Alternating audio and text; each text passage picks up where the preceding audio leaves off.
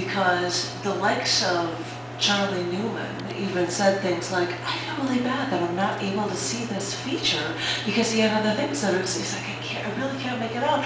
And I said, well, if I can pull it off, if I can hope, even though we'll have to be quiet with all of our applause or scream extra loud, our feature this evening, Pamela Miller. Give it up for Pamela. So I'm looking forward to hearing everything she has to say. Give it up one more time and make it louder for Pamela Miller.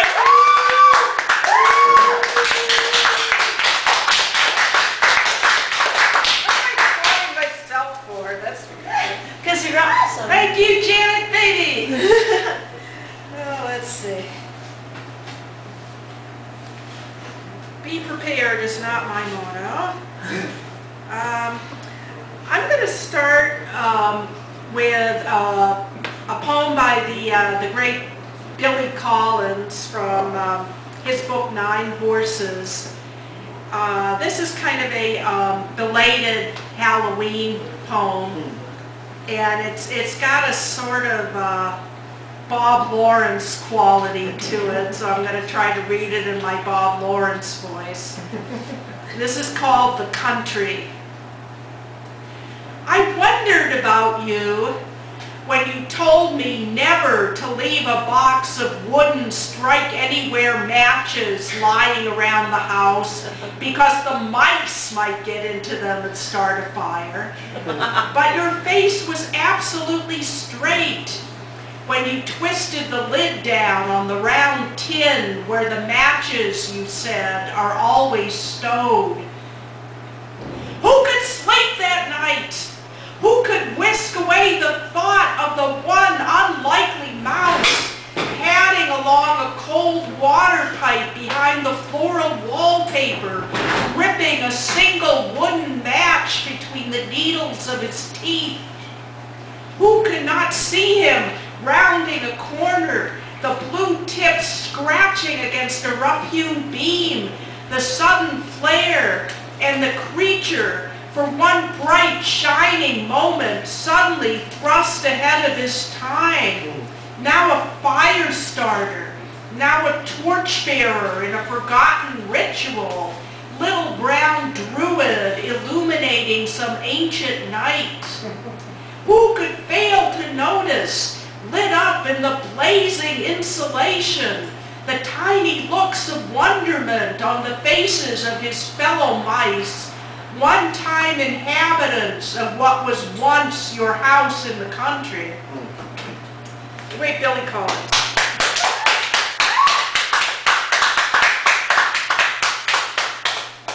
And since the great Bob Rashkow is here tonight, I have to read this poem, which is dedicated to him.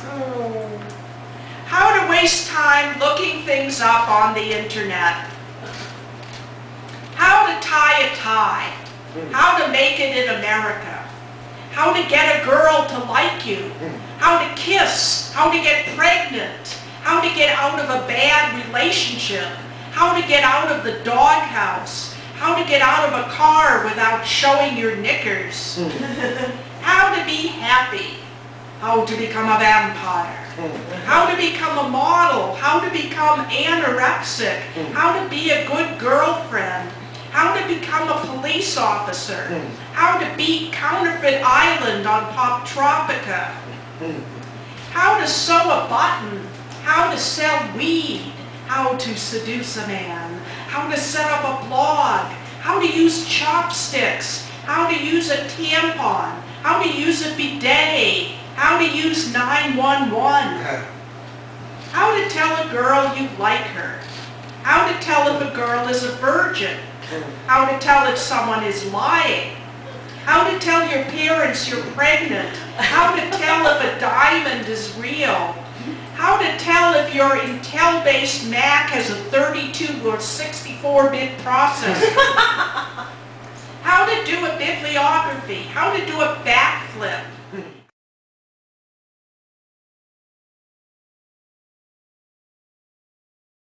Self and find true happiness. how to start a band, how to start a restaurant, how to start an essay, how to start a garden, how to start a movement, how to start triage, how to do things, how to make stuff, how to make great teachers, how to make the world a better place, how to make a difference in someone's life, how to get rid of your computer.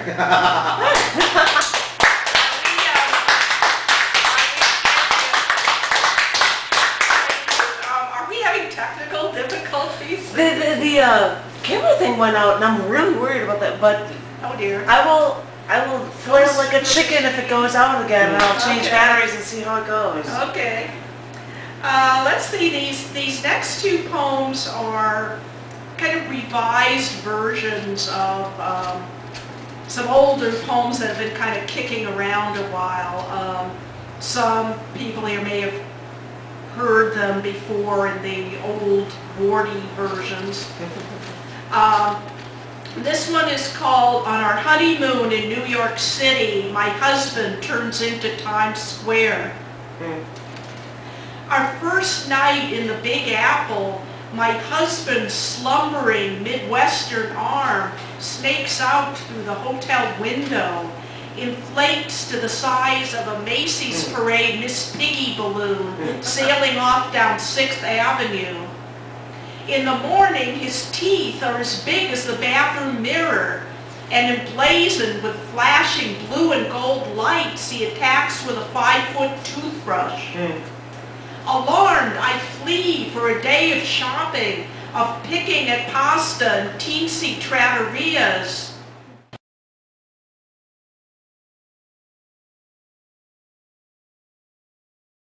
This next one used to be called something else, but it's now called Unconditional Love Song. If gremlins chased you and shaved off your hair, I'd comfort you with garlands of murmurs. If all language ended tomorrow, I'd tattoo you all over with wordless poems and write your name in hieroglyphs of mist. If you locked all the windows around your heart, I'd crowbar them open with kisses. If some bacon-faced citizen called you a clod, I'd glare him down to a burnt soup of atoms. My love, if you perished in a fire at sea, if cancer's wild polka whirled you away, if God's elbow nudged you off the face of the earth, I'd cover myself with blood-red jewels. I'd chant the lament of the veil of wasps, then gently slip out of these lonely bones and shimmy up to heaven to hold you.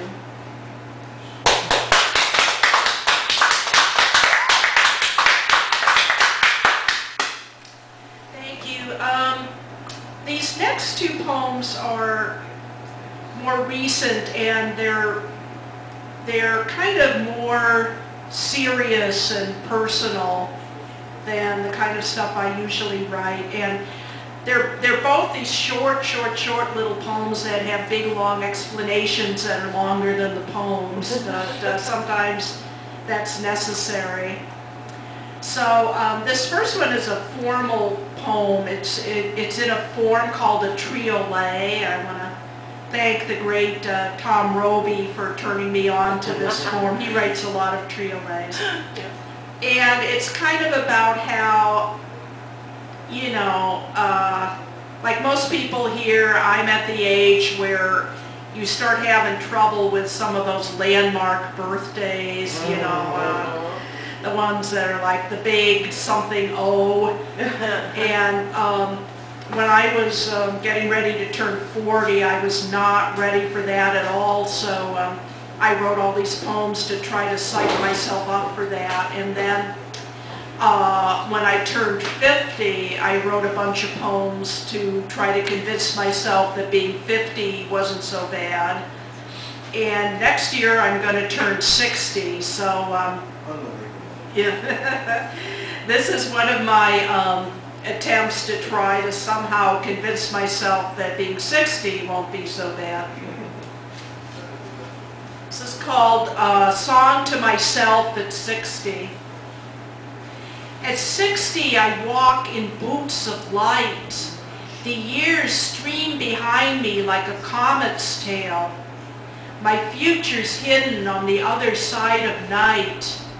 At 60, I walk in boots of light. The years before me scatter like crows in flight, but a clutter of joy hides the end of the trail. So I dawdle and meander in my boots of light. The years stream behind me like a bridal veil.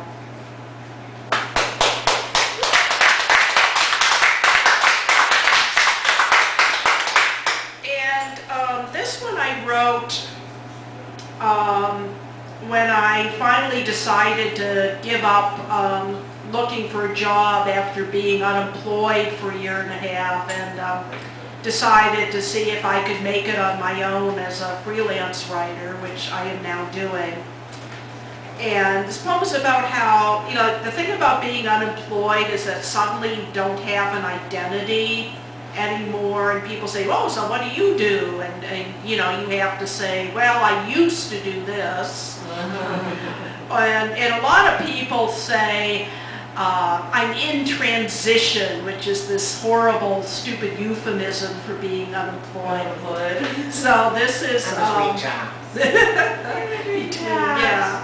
So, well, people don't want to say that. They're in transition, right, but they're not actually anywhere doing anything. So this poem is about how it felt when I finally got to the point where, I could say, when people say, well, what do you do? I could say, I'm a freelance writer.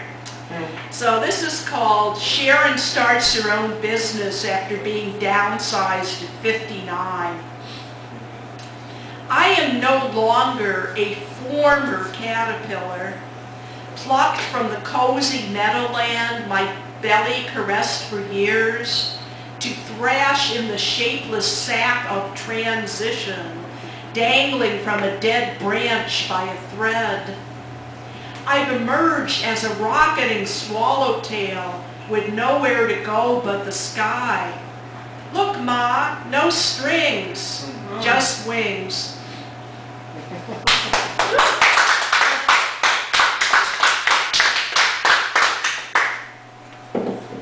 And let's see, I'll read two more. This one is kind of a work in progress. It's not 100% finished yet. It's got some parts that don't quite work, and have got, fungus and lichens growing on them, which I have to get rid of, but I'm going to read it anyway. And this poem is kind of a rant, and it's about how, I stopped reading the Chicago Tribune a couple of years ago, so I don't know if they still do this, but they used to have this column in their Sunday Books page that was called What You Ought to Be Reading. And is that still in there? I don't know, but nobody reads the Tribune anymore. But that always used to drive me crazy because, I didn't like that. Well, so what's wrong with what I am reading? And how do these damn people know what I ought to be reading when they don't even know me, blah, blah, blah. And then NPR has this thing that they call, you must read this.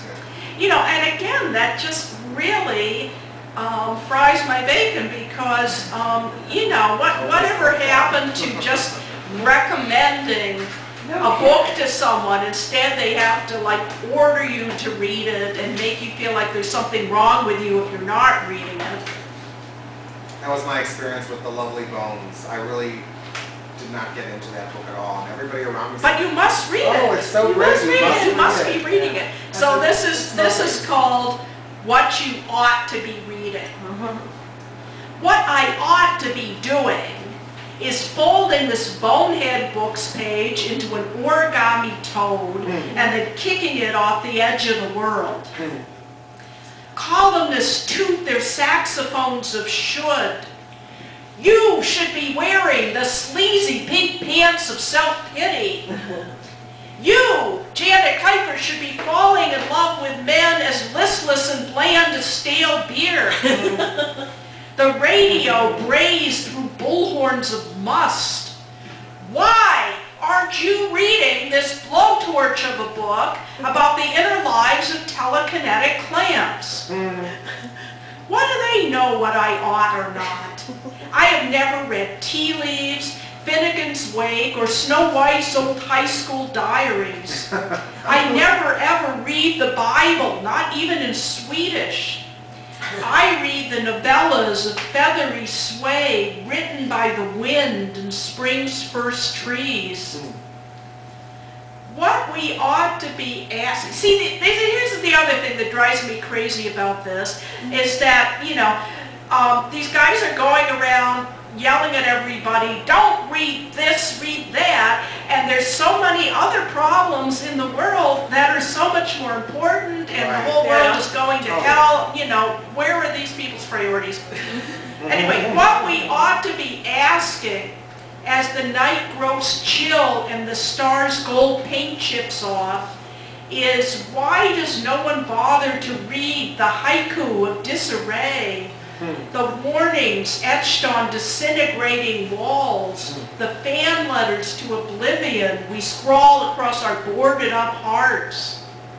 Why do we care about Cassandra's cup size or snigger about the Sibyls wearing last year's shoes?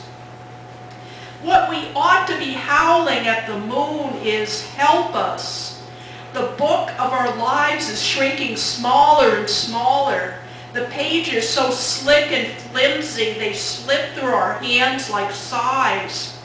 It's a narrative of nothing, flat as a mirror, shallow as a navel, a comic book scribbled in ketchup on slices of artificial cheese. We are writing our future in disappearing letters on the quicksand of our souls, and if we know what's good for us, we'll read it.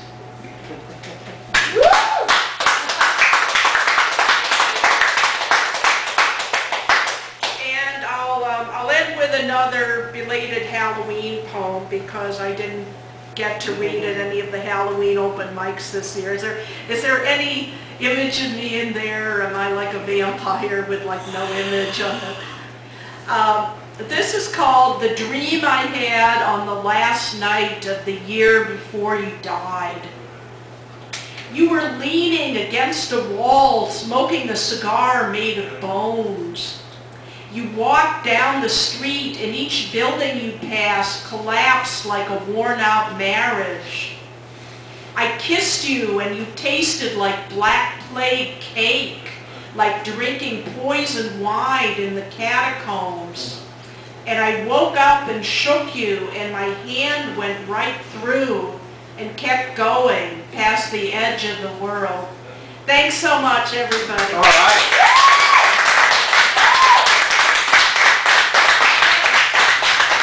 You know, ladies and gentlemen, boys and girls, I don't think that was loud enough. Give it up one more time.